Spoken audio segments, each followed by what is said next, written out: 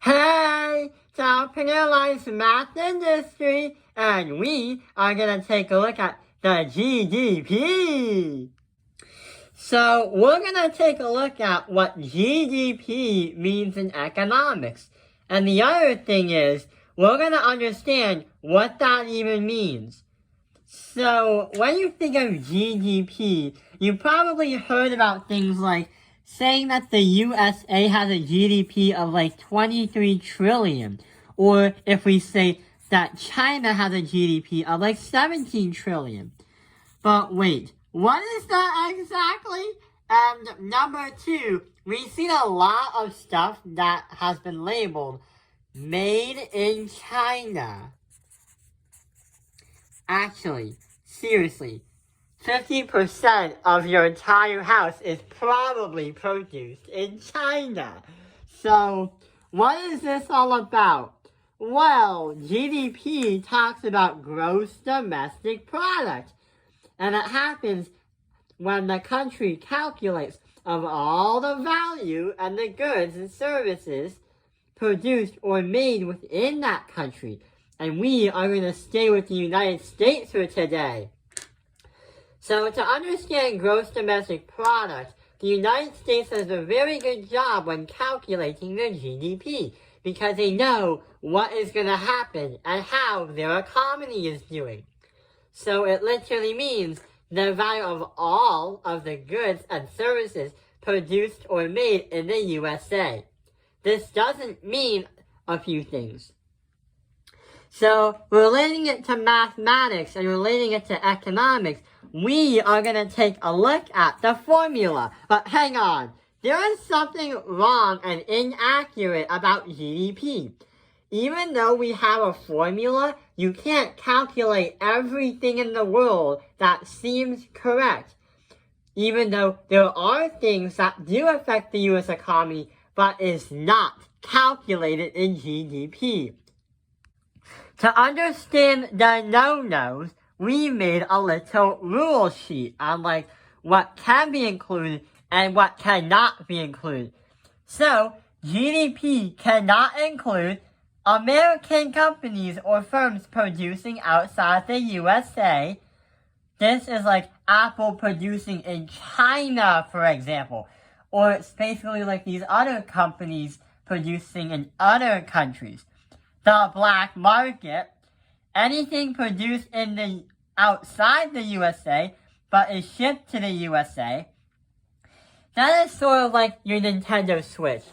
So even though this Nintendo Switch made it all the way to the USA, it can be calculated if it was produced in the USA.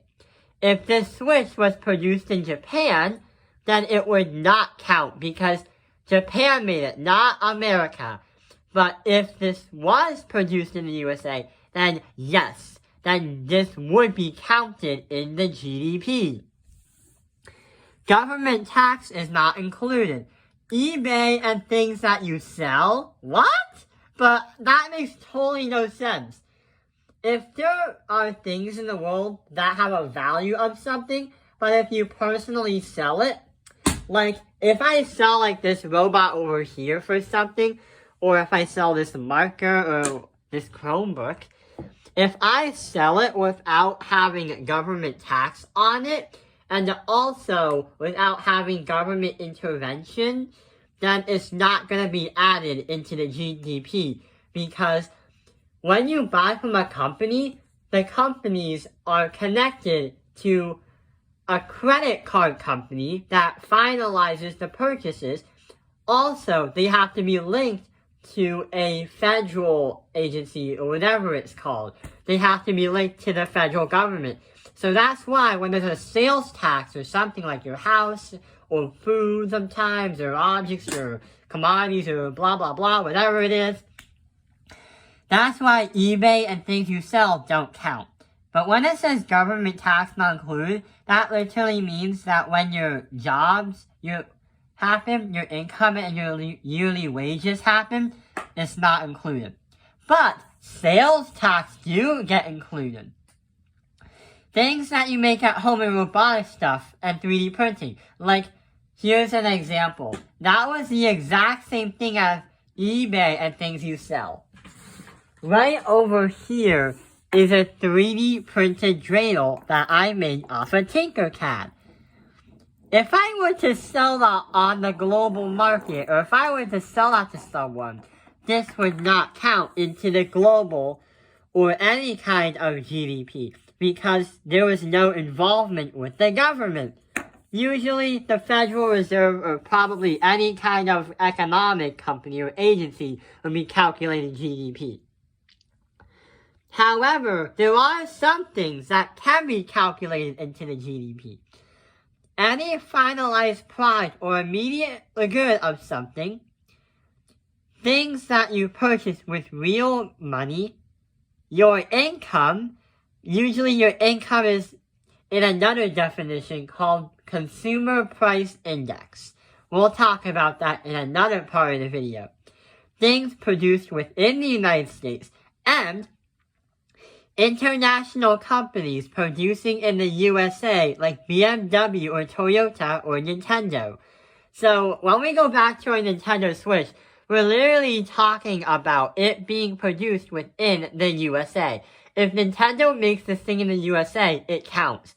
If it's not, it doesn't count. And that's why, going back to the definition, it makes a lot of sense. So there's two words that we need to learn about before we learn about the formula. The two words are going to be, if we understand what a final good is, and if we understand what happens when it's called an immediate good. There are two different definitions. When it comes to a final good, that is like a car, for example. And an immediate good would be like rubber or tires. So a final good happens, or when you call it the final product, it's literally self-explanatory.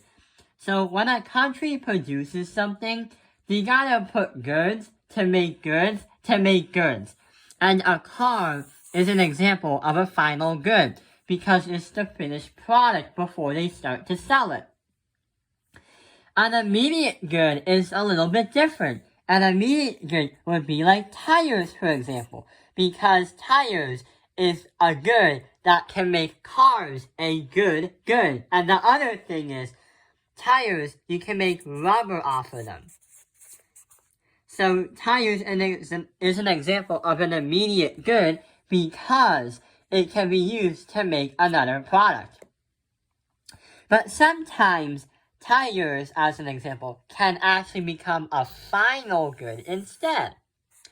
If the company or firm that makes the cars or makes the tires is not using the tires, then it becomes an immediate final good because it's not being used, and what so-called tires is now the last thing that was produced, or the last thing that's used for its purpose. So it could become a final good.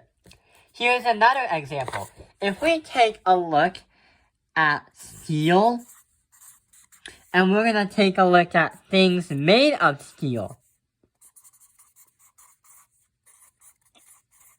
The thing that's made of steel would be a final product because you're making steel along with it.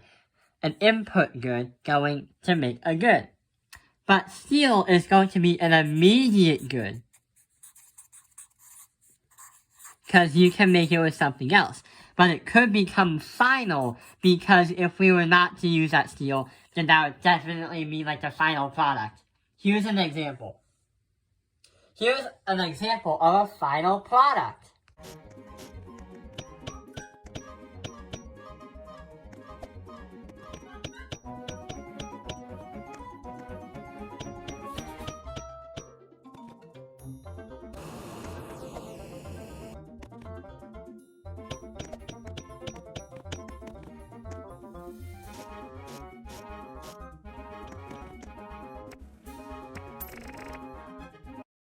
And here's an example of an immediate good.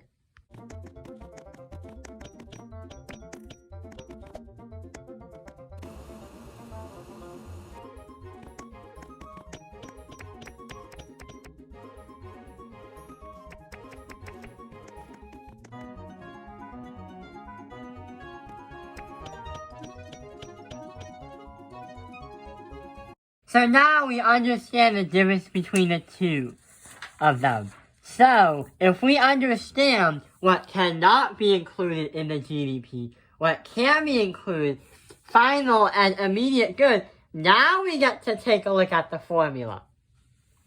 So, gross domestic product is going to be Y equals C plus I plus G plus parentheses X minus M. So the GDP is going to equal the consumer spending added by the investment, added by government spending, added by parentheses, the amount that the country exports, subtracted by the amount that the country imports. It's good to know the formula, but as of now, there are no plans to actually do the math part because it's complicated, and it's what usually the Federal Reserve or what the government would do because there are a lot of factors that affect GDP. In fact, some of the GDP is actually not 100% accurate. Why? Well, if we take a look at two big reasons why, GDP can be affected in two ways. The first one is production increases. The amount of goods that is made in the country increases. Or if the prices increase. The GDP can increase if there's no change in production, but a change in price. So the government has to explain, well, how much are we producing and how much of it is affected by the price. We'll take a look at that in another video. And that explains the introduction to GDP. I hope this video has helped you understand what GDP is. Gross Domestic Product. Thank you for watching Top Penalized Math Industry. Like and subscribe.